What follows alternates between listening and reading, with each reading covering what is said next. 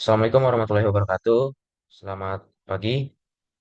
Eh, di sini saya akan menjelaskan mengenai studi dampak cuaca ekstrim pada aktivitas akademik dan sehari-hari berdasarkan persepsi mahasiswa ITB Jatinangor untuk memenuhi mata kuliah Bahasa Indonesia ujian akhir semester 2025-2026. Sebelum itu, perkenalkan nama saya Muhammad Arfan Silim Koswara, bisa dipanggil Arfan, NIM 1202465. Baik, saya akan menjelaskan yang pertama adalah mengenai latar belakang. Jadi, Jatinangor sendiri itu adalah salah satu pusat pendidikan dengan pendapat atau persepsi orang-orang mengenai Jatinangor adalah bahwa sering terjadi fenomena cuaca ekstrim seperti hujan deras, terus suhu ekstrim dan angin kencang yang bagi mereka itu dapat menghambat mobilitas akademik. Nah, selanjutnya saya akan menjelaskan mengenai rumusan masalahnya. Yang pertama adalah bagaimana persepsi mahasiswa ITB Jatinangor terhadap dampak cuaca ekstrim pada aktivitas akademik mereka. Kemudian, apa saja bentuk dampak cuaca ekstrim yang dirasakan oleh mahasiswa ITB Jatinangor dalam aktivitas sehari-hari? Dan yang terakhir, bagaimana mahasiswa ITB Jatinangor beradaptasi dengan kondisi cuaca ekstrim dalam menjalankan aktivitas akademik dan sehari-hari? Dan terdapat 5 tujuan yang kami ambil dalam studi ini.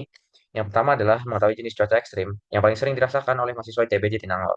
Yang kedua, mempelajari dampak cuaca ekstrim terhadap berbagai variabel seperti kegiatan akademik mahasiswa. Dan yang ketiga, menggali dampak cuaca ekstrim terhadap aktivitas.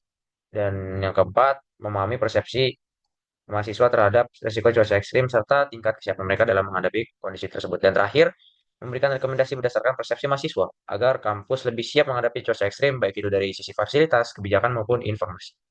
Selanjutnya, terdapat 3 manfaat yang kami ambil dalam studi ini. Yang pertama, memperluas wawasan ilmiah terkait dampak cuaca ekstrim pada aktivitas mahasiswa, khususnya dalam konteks pendidikan yang tinggi. Dan yang kedua, memberikan gambaran nyata mengenai tantangan yang dihadapi mahasiswa ITB Jatinangor akibat cuaca ekstrim. Dan yang ketiga, membantu mahasiswa dan masyarakat kampus untuk memahami pentingnya kesadaran akan dampak cuaca ekstrim. Selanjutnya, saya akan menjelaskan mengenai cuaca dan iklim. Secara singkat, cuaca itu adalah keadaan atmosfer yang berlangsung dalam waktu singkat dan bisa berubah dengan cepat.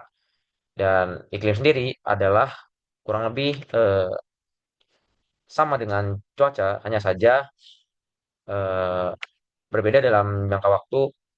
Ya, kalau iklim sendiri memiliki jangka waktu yang lebih panjang dan biasanya minimal 30 tahun. Selanjutnya, apa itu cuaca ekstrim? Cuaca ekstrim sendiri merupakan kondisi atmosfer yang berlangsung di luar batas normal dan berpotensi menimbulkan gangguan signifikan terhadap kehidupan manusia, lingkungan, dan infrastruktur. Nah, selanjutnya saya akan menjelaskan cuaca ekstrim dan akademik. Apa sih korelasi di antara kedua variabel tersebut? Nah, cuaca ekstrim memiliki pengaruh yang cukup signifikan terhadap mobilitas aktivitas akademik. Seperti contohnya adalah ketika mahasiswa ingin melaksanakan praktikum, survei ataupun penelitian luar ruang, tapi bisa saja survei, praktikum ataupun penelitian tersebut dibatalkan karena kondisi cuaca yang tidak mendukung. Nah, karena bisa saja gangguan ini terjadi secara terus-menerus, maka hal tersebut dapat berpengaruh terhadap pencapaian akademik dan ketuntasan studi mahasiswa. Nah, selanjutnya, eh, mengenai metode penelitian. Sebelumnya sudah pernah ada studi yang membahas mengenai dampak curah hujan terhadap eh, aktivitas keterlambatan, ketidakhadiran, dan kerusakan siswa di MTS Hudatul Falah. Nah, pendekatan yang kita gunakan di sini adalah bersifat kualitatif, melibatkan persepsi responden dan observasi lapangan serupa dengan pendekatan dalam penelitian sebelumnya. Nah, perbedaan utamanya hanya terletak pada lokasi dan subjek, di mana penelitian ini dilakukan dan berfokus pada mahasiswa ITB di Jatinangor. Dan untuk mendapatkan data-data tersebut, kita melakukan dua hal. Yang pertama adalah dengan kuesioner. Kuesioner ini disebarkan melalui sosial media grup WhatsApp dengan target 35 responden dan kita memastikan bahwa responden ini adalah mahasiswa di ITB Jatinangor dan berbeda-beda fakultas dan program studi untuk apa namanya memastikan keragaman data yang diperoleh. Kemudian kita juga melakukan studi literatur. Fungsinya adalah untuk apa ya, menjadi pedoman itu untuk mendapatkan pemahaman lebih mendalam tentang cuaca ekstrim dan dampaknya berdasarkan penelitian terdahulu. Kemudian saya akan sedikit membahas mengenai hasil survei. Jadi pertanyaan yang kita ajukan pertama adalah bagaimana Anda mendefinisikan cuaca ekstrim? Jawabannya cukup beragam, tapi di sini saya akan merangkum saja. Mereka mendefinisikan cuaca ekstrim itu adalah sebagai fenomena cuaca yang terjadi di luar batas normal. Kemudian di sini juga terdapat 94,4% dari 36 respons. Mereka mengatakan bahwa eh, mereka pernah mengalami kondisi cuaca ekstrim selama berada di Jatinangor. Dan cuaca ekstrim yang paling sering dialami adalah berupa hujan lebat. Dan yang jarang terjadi adalah angin puting beliung. Berikut adalah seberapa sering mereka mengalami kondisi cuaca ekstrim tersebut. Dengan eh, rate yang paling besar adalah 63,9%. Mereka mengatakan bahwa kadang-kadang mereka mengalami kondisi cuaca ekstrim tersebut. Berikut adalah pada bulan apa saja kondisi cuaca ekstrim sering terjadi. Kemudian apa sih dampak dari cuaca ekstrim tersebut, khususnya pada kegiatan akademik dan sehari-hari? Eh, Secara singkat, mereka tuh kesulitan mengalami aktivitas di luar ruangan. Kemudian ada juga yang merasa bahwa dirinya eh, enggan untuk pergi ke kampus dikarenakan sering terjadi hujan. Selanjutnya, gimana sih mereka beradaptasi dengan kondisi cuaca ekstrim? Bisa dibilang di sini juga cukup beragam. Eh, Pada kegiatan sehari-hari mereka ada yang bawa jaket, jas hujan, payung atau topi. Kemudian ada juga yang memakai sunscreen untuk menjaga tubuhnya terjaga dari sinar matahari.